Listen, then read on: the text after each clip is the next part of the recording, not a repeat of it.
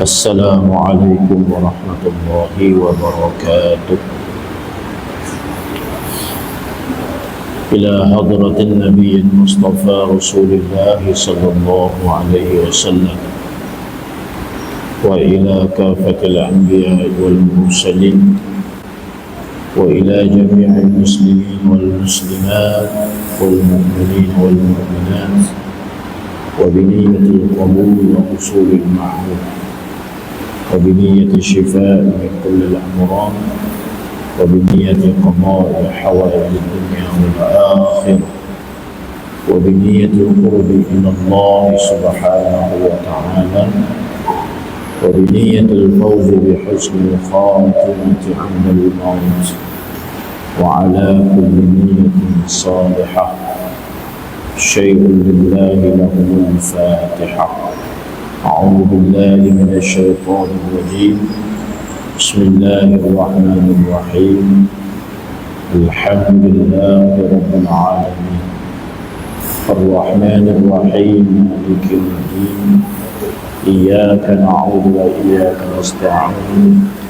اهدنا الصراط المستقيم، صراط الذين أنعمت عليهم غير المغضوب عليهم ولا الضالين.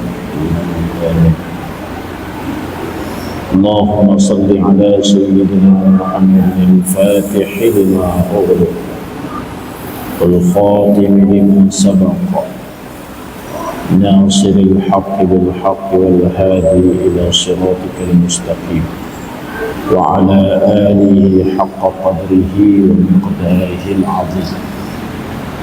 بسم الله والحمد لله والشكر لله والصلاة والسلام على رسول الله. بسم الله وبالله وصلى الله على محمد. وأفوض أمري إلى الله، إن الله بصير بالعباد. بسم الله ما شاء الله، لا قوة إلا بالله ما شاء الله. كل نعمة من الله ما شاء الله. الخير كله بيد الله ما شاء الله. لا يصرف السوء إلا الله. أما بعد. Para jemaah muslimin dan muslimat yang dirahmati, seterusnya dimuliakan Allah Subhanahu wa taala. Pertama dan selamanya syukur alhamdulillah pada kesempatan malam yang berbahagia ini, dengan limpah kurnia Allah Subhanahu wa taala, pertolongannya dan izinnya, maka dapat kita bertemu dan berkumpul kembali di dalam kuliah pengajian kita, yang mana mudah-mudahan Allah Subhanahu wa taala senantiasa merahmati dan memberkatinya, dan seterusnya menganugerahkan kepada kita semua yang hadir maupun yang tidak hadir taufik dan hidayah yang berterusan. Moga dengan itu dapat kita laksanakan segala perintah Allah Subhanahu wa taala dan tinggalkan segala larangannya. Moga kita semua berhasil menjadi hamba Allah Subhanahu wa taala yang senantiasa bertakwa kepadanya, lantas meraih ganjaran pahala yang berlipat ganda di sisinya, dan ditempatkan di tempat yang mulia di yaumil qiyamah kelak. Semoga Allah Subhanahu wa taala beri kekuatan dan kemampuan untuk dapat sama-sama kita amal dan sampaikan perkongsian ilmu kita pada malam ini kepada saudara-saudara kita yang tidak berkesempatan hadir, insya-Allah. Amin ya rabbal alamin. Seterusnya para jemaah yang dirahmati Allah, kita sambung kembali pengajian kitab Al-Arba'in fi Khasaisin Nabiyil Amin. 40 hadis pada menyatakan keistimewaan dan kemuliaan Nabi Muhammad sallallahu alaihi wasallam, yang dipetik daripada hadis-hadis yang terdapat di dalam Sahih Al-Bukhari dan juga Sahih Muslim. Dan ini adalah sebuah karya Syekh Abu Tayyib Asy-Syazili hafizahullah ta'ala. Maka seterusnya kita sambung pada membaca hadis yang ke-6, muka surat 42.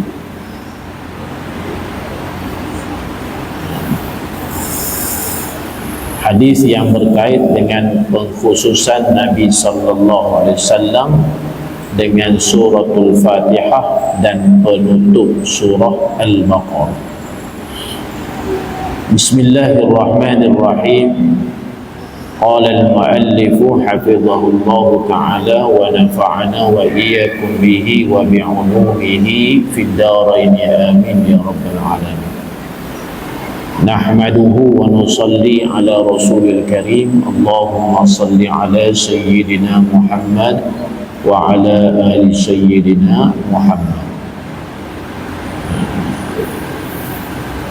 Babu ikhtisasihi sallallahu alaihi wasallam bi fatihatil kitabi wa khawatimi suratil Baqarati. Bab pengkhususan Nabi sallallahu alaihi wasallam dengan surah Al-Fatihah serta penutup surah Al-Baqarah.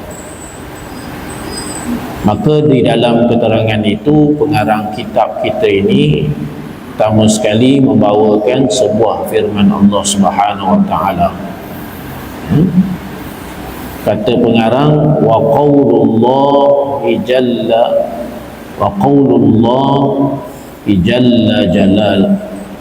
jalla dhikruh wa laqad atainaka sab'an minal masani wal qur'anal 'azim.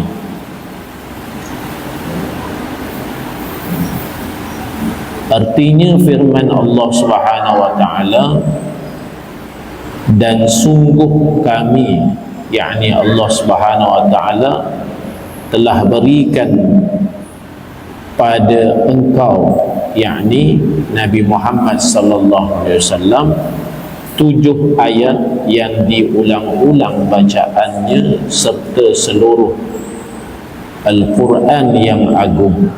Suratul Hijr ayat yang ke-87.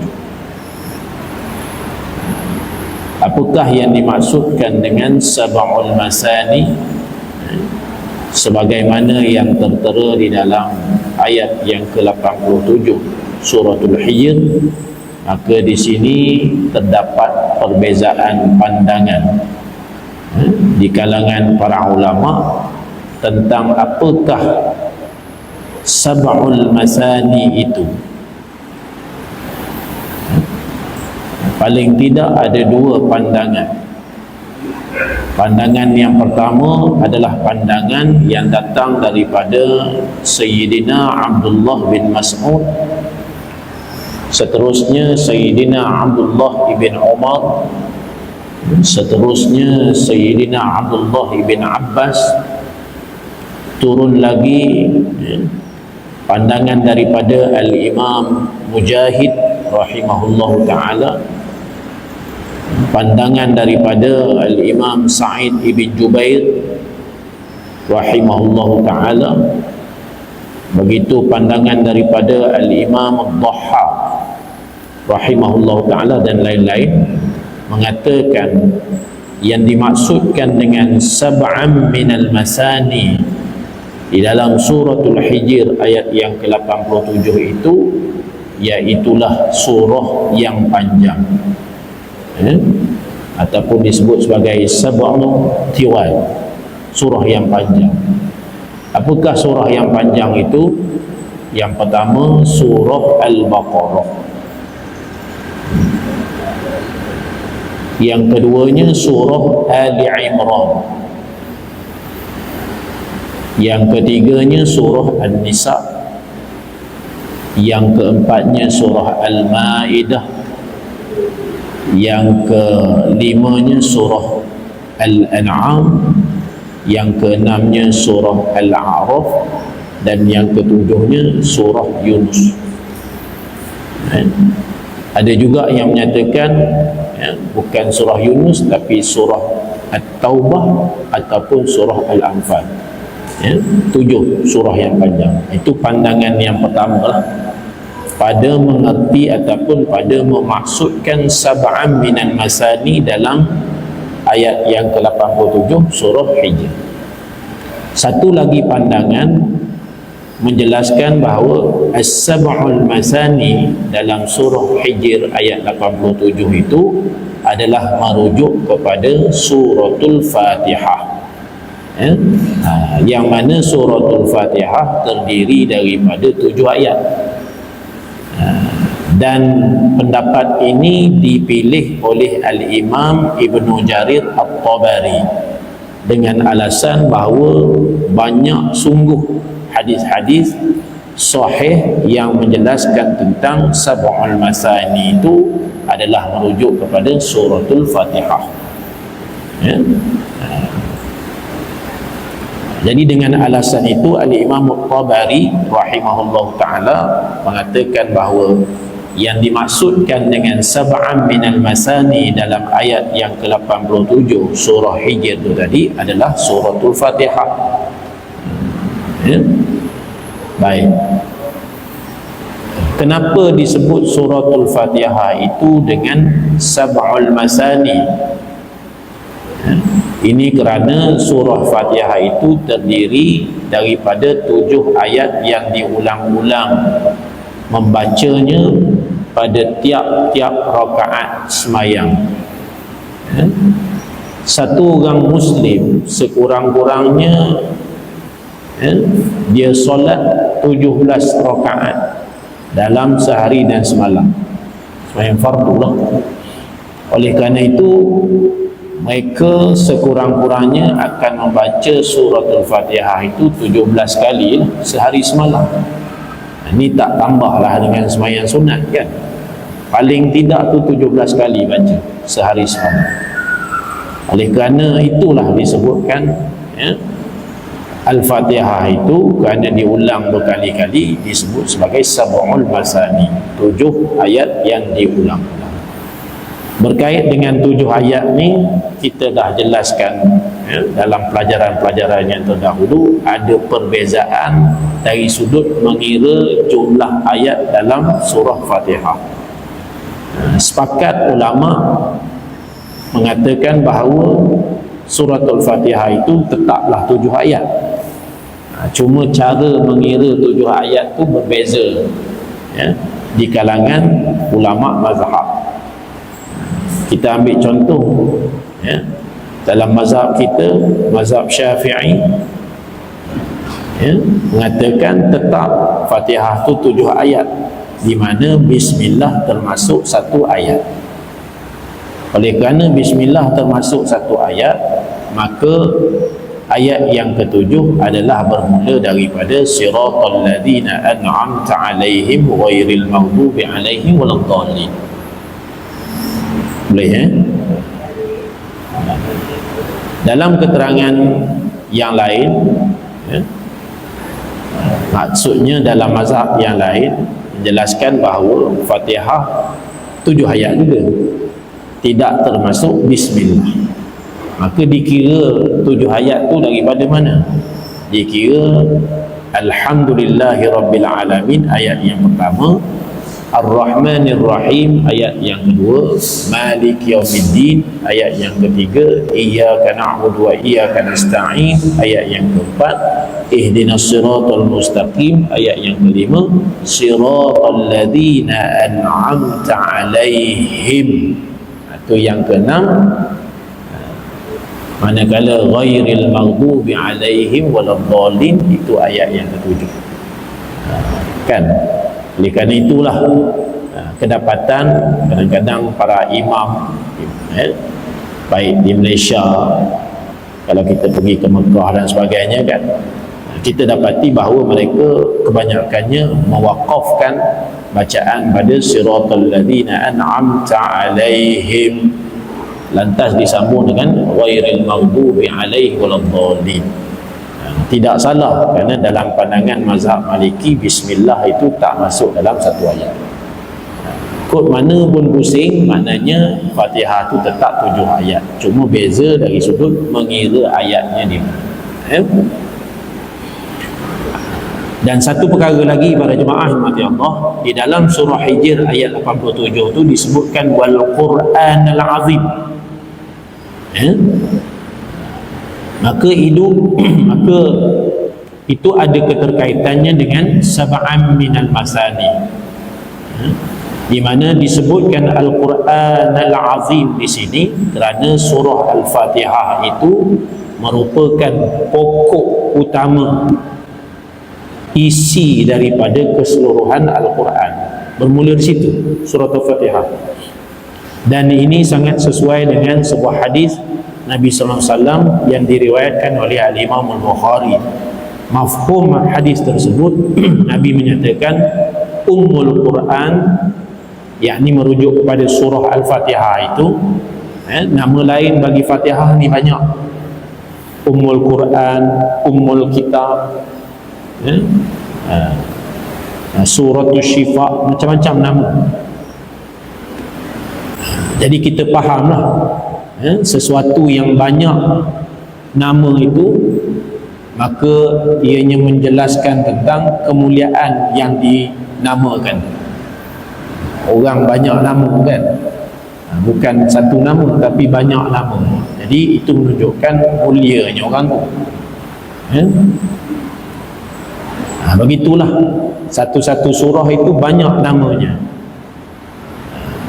Contohnya suratul Fatihah, bukan Fatihah saja, Ummul Kitab, Ummul Quran, Suratul Syifa, Suratul Ruqyah pun ada juga. Macam-macam. Dan termasuklah Sab'ul Masani tadi, itu nama lain pada Suratul Fatihah. Jadi dalam hadis yang diriwayatkan oleh Imam Bukhari, Nabi SAW menjelaskan bahawa Ummul Quran, induk kepada Al-Quran itu adalah As-Sab'ul Masani wal Quran Al-Azim. Maka itu jelas menunjukkan bahawa induk kepada Al-Quran itu adalah Suratul Fatihah, dan ianya adalah merupakan pokok isi dari keseluruhan Al-Quran. Jadi Allah nak beritahu di sini, dan sungguh kami telah berikan kepada engkau 7 ayat yang diulang-ulang bacaannya, iaitu suratul Fatihah, yang mana suratul Fatihah itu adalah merupakan pokok isi dari keseluruhan Al-Quran. Boleh cakap tu? Baik. Seterusnya kita pergi kepada hadis di bawah tu. Jadi penjelasan tentang ayat 87 suratul Hijr sekadar itulah, untuk ambil faham.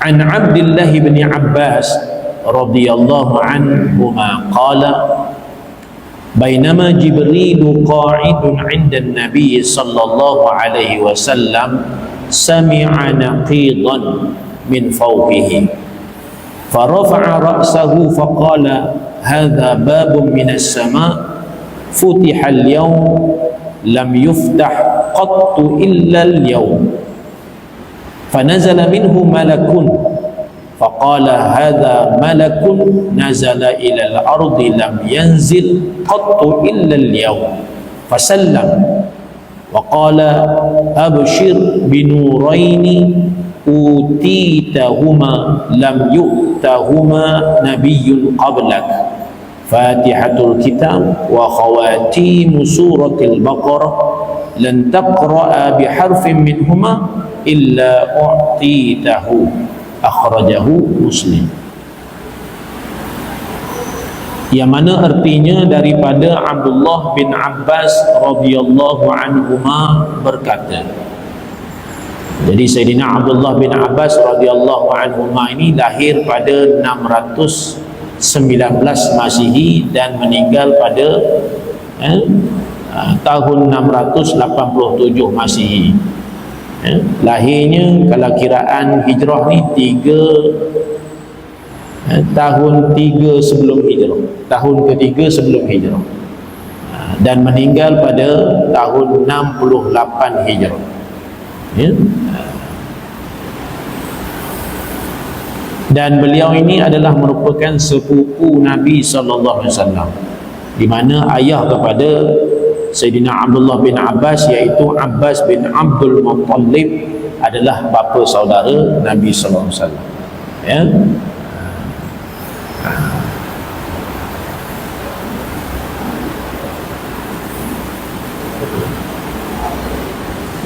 Dan Sayyidina Abdullah bin Abbas radhiyallahu anhuma ini adalah merupakan ulama tafsir di kalangan para sahabat Nabi SAW.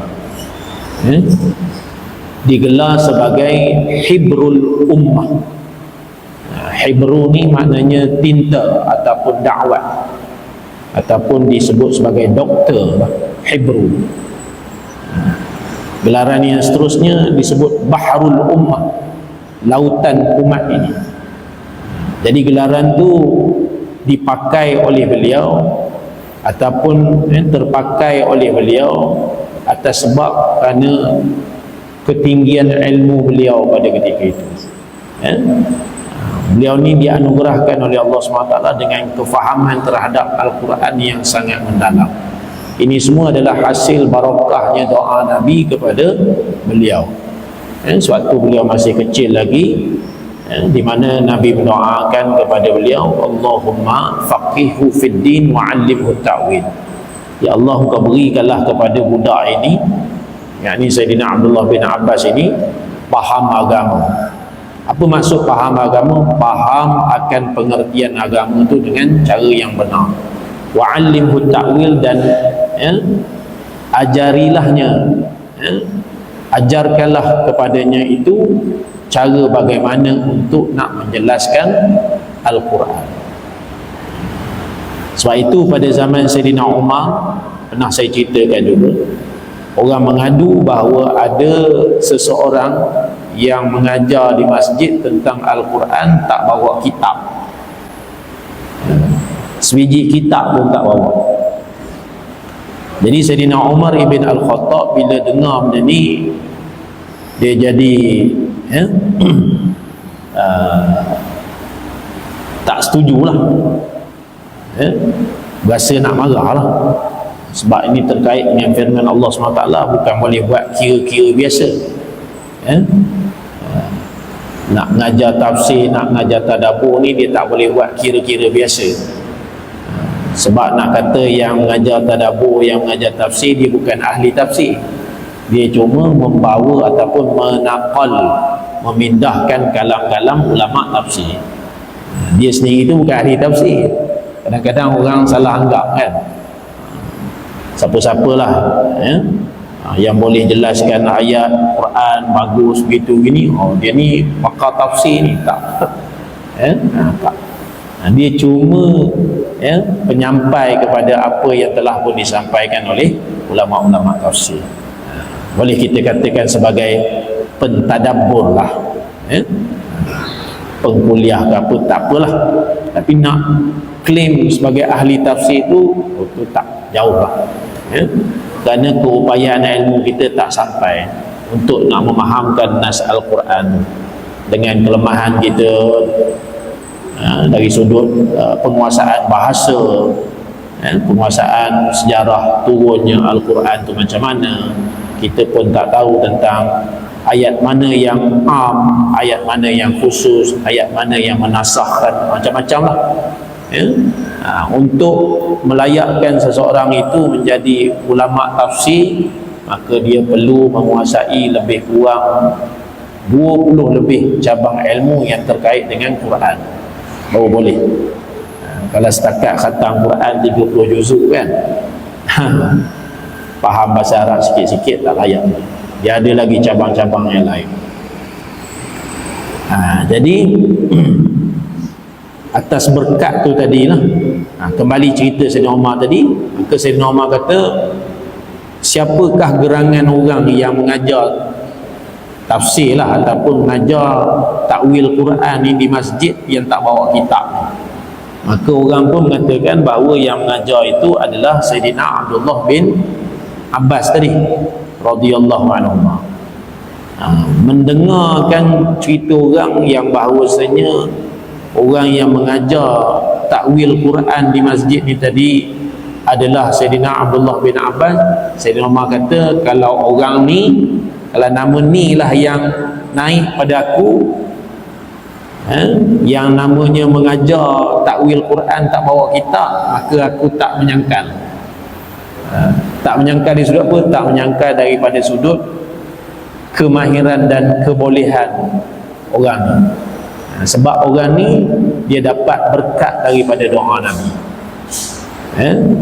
Memang Sayyidina Abdullah bin Abbas ni dia bukan saja mahir dalam menafsirkan ayat-ayat yang muhkam ataupun ayat yang jelas nyata dia punya tafsiran.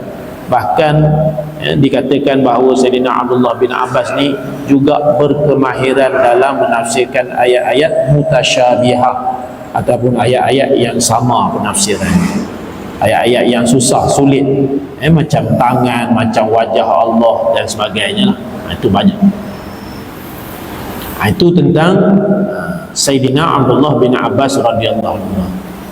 Beliau ni tumbuh menjadi satu orang pemuda yang sangat bijak, terpelajar di kalangan para sahabat Nabi sallallahu alaihi wasallam. Beliau ini pada ketika berlakunya peperangan Siffin,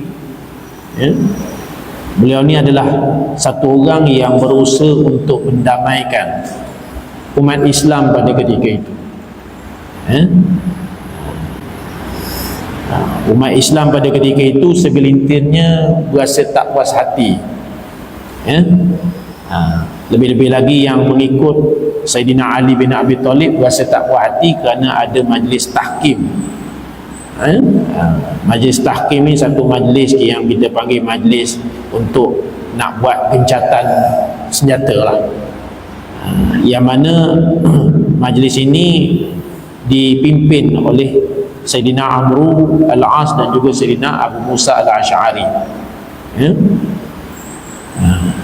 Sayyidina Amru bin Al-As di pihaknya Muawiyah radhiyallahu anhu, dan Sayyidina Abu Musa Al-Ash'ari ini di pihaknya Sayyidina Ali. Jadi ada segelintir tak puas. Maka Abdullah bin Abbas berperanan untuk meredakan rasa tak puas hati itu. Meskipun tak begitu lama lah keadaan itu berlangsung, tetapi Sayyidina Abdullah bin Abbas ni memiliki satu sumbangan yang besar lah pada ketika itu, yang mana beliau sungguh-sungguh berusaha untuk mendamaikan kedua belah pihak ni supaya tak bertelagah. Dan selepas itu ada di kalangan keturunan dia yang selepas daripada kejatuhan kerajaan Umayyah, membentuk kerajaan yang seterusnya, iaitu kerajaan Abbasiyah. Ini keturunan-keturunan dia lah. Itu terkait dengan Abdullah bin Abbas tadi.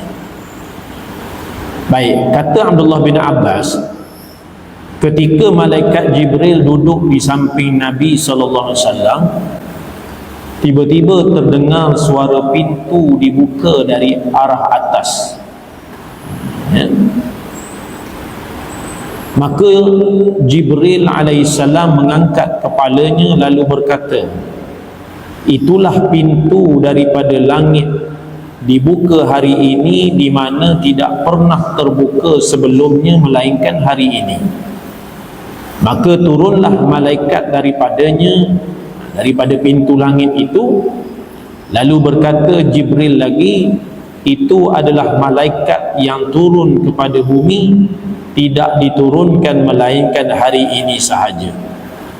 Maka memberi salam malaikat tersebut seraya berkata, bergembiralah dengan dua cahaya yang tidak diberikan kepada Nabi sebelum kamu, iaitu Fatihatul Kitab dan khawatim suratul Baqarah, penutup suratul Baqarah. Tidaklah dibaca satu huruf daripadanya melainkan pasti akan diberikan padamu. Hanya tidaklah dibaca Fatihatul Kitab dan juga tidaklah dibaca penutup suratul Baqarah itu, melainkan Allah Subhanahu Wa Taala akan memberikan kelebihan pada siapa-siapa yang baca suratul Fatihah. Dan juga ayat yang terakhir di dalam suratul Baqarah, tentang ayat yang terakhir dalam suratul Baqarah ni ada dua pandangan. Pandangan pertama mengatakan ayat yang terakhir dalam suratul Baqarah yang dimaksudkan dalam hadis tersebut iaitulah bermula daripada amanar rasul, bermula daripada amanar rasul. Ayat yang ke-25 lantas disambung dengan ayat yang ke-285 disambung dengan 286. Satu pandangan lagi menyatakan bahawa ayat yang terakhir dalam suratul Baqarah itu iaitu bermula daripada lillahi ma fis samawati wa ma fil ardh, ayat 284, 85 dan juga 80, 3 potong ayat. Dan kalau kita merujuk dalam khasiat ataupun kelebihan membaca Fatihah tadi dan juga 3 ataupun 2 ayat yang terakhir dalam suratul Baqarah itu sangat banyak. Dan kita ketemu tentang kelebihan ayat-ayat ini dalam bacaan-bacaan wirid ataupun bacaan-bacaan hizib ataupun bacaan-bacaan yang merujuk kepada kita panggil amalan-amalan untuk menjadi amalan-amalan untuk melindungi diri kita. Sebagai contohnya, kalau orang beramal dengan manzil, maka ada suratul Fatihah dan juga lillahi ma fis sama tadi. Ada orang yang mungkin beramal dengan maksurat contohnya, ada juga dalam tu. Ada orang yang mungkin beramal dengan Ratib Al-Attas contohnya, ada juga dalam tu. Ada orang yang mungkin beramal dengan Hizib Al-Imam Nawawi, Hizbul Bahri, macam-macam lah amalan untuk melindungi diri. Ataupun mungkin seseorang itu membaca satu, kita panggil kumpulan amalan-amalan yang disebut sebagai Hisnul Muslim, perisai orang Islam ni, macam-macam amalan. Maka tentu di dalamnya ada khasiat bagi siapa yang mengamalkan suratul Fatihah, dan begitu 2 ataupun 3 ayat yang terakhir dalam surah Baqarah. Dan ada lagi lah yang lain tu, ayatul kursi, begitu muawizatain dan sebagainya, banyak lagi. Tapi yang disebutkan di sini adalah berkaitan dengan Fatihatul Kitab dan penutup suratul Baqarah. Jadi mana-mana di kalangan kita yang membaca satu huruf daripadanya, daripada suratul Baqarah, daripada suratul Fatihah ataupun daripada ayat-ayat yang terakhir suratul Baqarah tadi, maka tentunya Allah akan memberikan kepadamu yakni kelebihan-kelebihannya. Baik. Seterusnya di dalam huraian berkait dengan hadis yang kita baca tadi, muka surat 44, kata pengarang lagi, hadis ini mengkhabarkan kepada kita suatu hari malaikat Jibril turun ke bumi dalam rupa manusia untuk mengkhabarkan perkara yang tidak pernah berlaku sebelumnya. Bab malaikat Jibril turun ke bumi ini, para jemaah yang dirahmati Allah, dengan rupa manusia bagi tujuan nak beritahu perkara-perkara yang tak pernah berlaku ni, maka banyak sekali dalil-dalil yang sahih yang menunjukkan kepada kita bahawa adanya kedapatan malaikat itu berwujud dalam rupa manusia ataupun terwujud dalam rupa ataupun dalam keadaan seperti yang diperintahkan oleh Allah Subhanahu Wa Taala. Dan memang benda itu ada dalam Quran pun ada, dalam hadis pun ada. Kalau kita pernah mendengar cerita bagaimana malaikat datang menziarahi Nabi Ibrahim dan Nabi Lut, maka datang dengan rupa manusia, bukan datang dengan rupa yang sebenar. Dan benda itu boleh dilihat oleh mereka-mereka yang Allah Subhanahu Wa Taala berikan kemampuan untuk melihat. Dalam kisah malaikat Jibril datang kepada Nabi pada perkumpulan sahabat waktu itu, bertanya tentang 3 perkara, tentang Islam, iman, ihsan, tentang alamat kiamat dan sebagainya. Maka datang dalam rupa manusia. Namun begitu, sahabat-sahabat tak mampu untuk nak menebak orang yang datang pada Nabi SAW ni adalah malaikat. Dalilnya selama 3 hari Saidina Umar sebagai contohnya terpinga-pinga memikirkan siapa yang datang pada Nabi, bertanya tentang Islam, bertanya tentang iman, bertanya tentang ihsan, yang mana dia tanya dia jawab, dia tanya dia jawab, dia tanya dia jawab. Maka setelah daripada 3 hari itu, Nabi SAW kumpulkan balik sahabat dan Nabi tanya, apakah kalian semua tahu yang datang kepada kalian tadi siapa? Maka sahabat dengan penuh adab pada Rasulullah SAW menyatakan, Allah wa rasuluhu a'lam, Allah dan Rasul je lah yang tahu, kami sungguh tak tahu. Maka Rasulullah SAW pun beritahu sesungguhnya yang datang kepada kamu itu adalah Jibril alaihissalam, dengan tujuan mengajarkan kepada kamu agama kamu. Jadi disebutkan dalam riwayat juga bahawa pada ketika Jibril datang bertemu dengan Nabi SAW itu dalam rupa manusia, maka Jibril alaihissalam merupa dengan wajahnya satu orang sahabat Nabi bernama Dihya al-Kalbi, selalunya dengan rupa itu. Sehingga Nabi SAW menyatakan bahawa kalau malaikat Jibril turun dalam rupa manusia, maka dia akan memilih untuk merupa wajahnya Dihya al-Kalbi. Dan tidak dinafikan juga bahawa ada ketika malaikat Jibril ni turun dengan rupanya yang asal, sebagaimana yang diperintahkan oleh Allah SWT, dan itu tak kelihatan oleh mereka-mereka yang tak dipilih oleh Allah SWT. Rasulullah SAW sendiri pernah melihat akan rupa asalnya Sayyidina Jibril alaihissalam. Begitulah para nabi-nabi yang lain. Tapi sahabat-sahabat ni tak begitu. Sebab itulah kalau hari ni mungkin ada orang mengatakan bahawa dia dapat melihat rupa malaikat tu dengan rupa yang asal, maka itu kata ulama, sepakat kata ulama, hanyalah khayalan dan palsu. Mungkin hari ni kan orang nak cari pengaruh, dia kata semalam saya jumpa malaikat dengan rupa asal, dia punya gini kan. Itu semua palsu dan khayalan. Besar kemungkinannya ada entiti lain yang rupa dan klaim sebagai malaikat. Tapi Rasulullah pernah jumpa, nabi-nabi lain pun begitu, pernah jumpa dengan rupa asal, yang mana pada ketika itu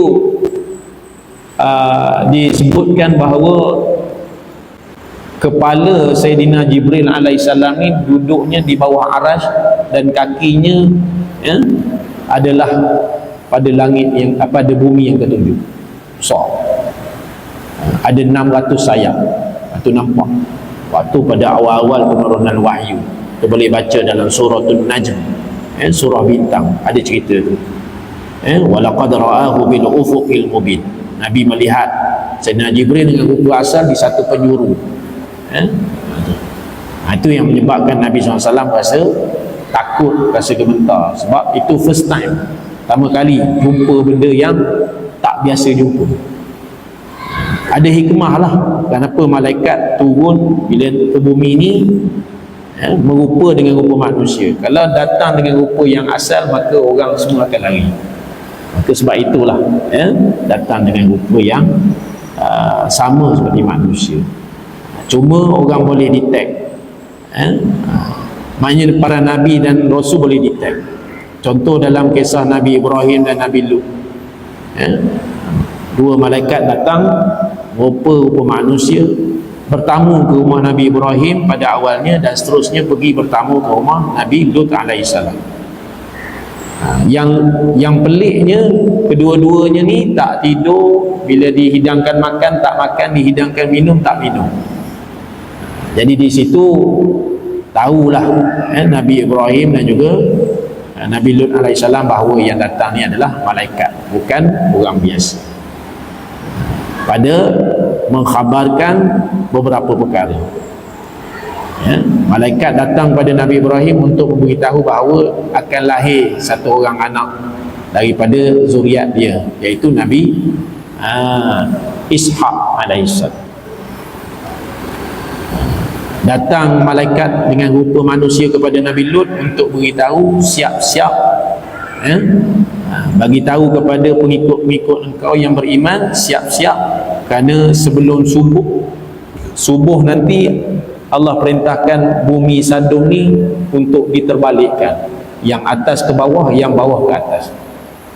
Maka malaikat beritahu pada Nabi Lut alaihissalam, sebelum masuk subuh kita keluar daripada bumi ini.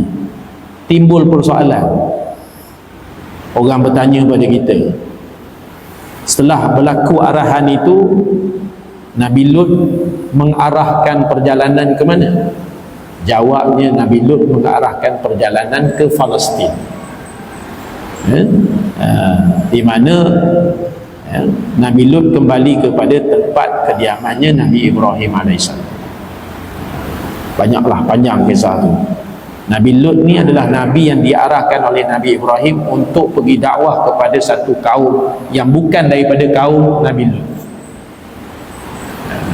Kaum Sadum ni pula trend dia tak boleh ada orang asing masuk, lepas tu ajar macam-macam.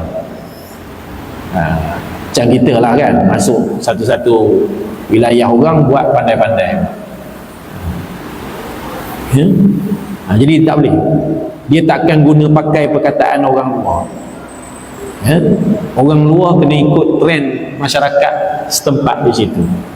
Itulah kesukaran yang berlaku pada Nabi Lut alaihissalam dalam dakwah. Namun begitu, kerana perintah daripada Nabi Ibrahim alaihissalam, dibuat juga. Jadi kita tahu sendirilah cerita. Nabi Lut cakap apa pun tak makan, tak masuk. Nabi Lut kata, perbuatan kamu ni suka sama jenis ni tak betul. Aku ni ada anak perempuan, ambillah mana-mana nak pun kahwin. Itu yang betul. Tak. Selera dia tak pergi ke situ. Selera dia tetap nak kepada hak laki-laki, hak perempuan-perempuan. Nabi Lut alaihissalam bertahan. Tapi sampai masa perkara itu tak dapat ditangani, maka datang perintah Allah untuk memerintahkan malaikat pergi kepada Nabi Lut, beritahu, bersiap sedia untuk keluar daripada wilayah ataupun perkampungan ini, kerana Allah perintahkan untuk diterbalikkan perkampungan ini, perkampungan Sadum. Antara itulah Sadum dan juga Gamorah, perkampungan itu diterbalikkan. Sekitar Laut Mati hari ini, di situ dulu ada perkampungan penduduk-penduduk Sadum. Itu terkait dengan keterangan itu tadi. Maknanya kalau kata hari ini ada orang mengatakan saya jumpa malaikat semalam dengan rupanya asal, maka orang ni kita jangan peduli, sebab itu semua adalah tipu belaka, palsu, khayalan. Sebab tak mungkin orang biasa boleh lihat dengan rupa asal. Kalau kata tadi rupa manusia sekalipun, kita pun tak mampu untuk nampak keputusan itu malaikat atau tidak. Sebab kemungkinan jin kan, tapi malaikat. Kerana sahabat sendiri pun tak mampu. 3 hari bingung mikirkan siapa yang datang. Wajah musafir pun tak ada, apa pun tak ada.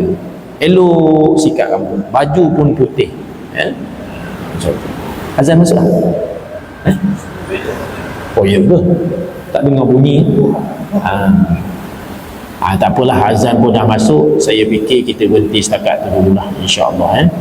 Dah lewat sangat tu.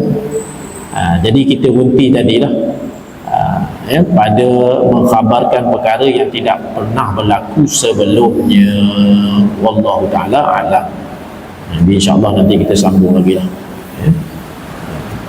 Jadi sekadar itu dulu yang dapat saya kongsikan. Apa yang baik itu datang dari Allah, yang buruk itu datang dari Allah. Sebab daripada kelemahan diri saya sendiri, mohon ampun dan maaf. Jadi kita tangguhkan majlis dengan membaca tasbih kafarah, suratul Asr dan seterusnya. Kita berdoa mudah-mudahan majlis kita mendapat keberkatan di sisi Allah Subhanahu wa taala. Subhanakallahumma wa bihamdik, asyhadu an la ilaha illa anta, astaghfiruka wa atubu ilaik. Bismillahirrahmanirrahim. Asli innal insana lafi khusr illa alladhina amanu wa 'amilus shalihat wa tawassaw bil haqq wa tawassaw bis sabr. Bismillahirrahmanirrahim. Alhamdulillahi rabbil alamin wassalatu wassalamu ala asyrafil anbiya'i wal mursalin wa ala alihi wa sahbihi ajma'in. Allahumma iftah lana qulubana fi talabil ilmi warzuqna al-ikhlasa fihi wal 'amala bihi wal nashra bihi hatta ya'tina al-yaqin. وصلى الله على سيدنا محمد وعلى آله وصحبه وبارك وسلم والحمد لله رب العالمين. Wabillahi taufiq wal hidayah. Assalamu alaikum warahmatullahi wabarakatuh.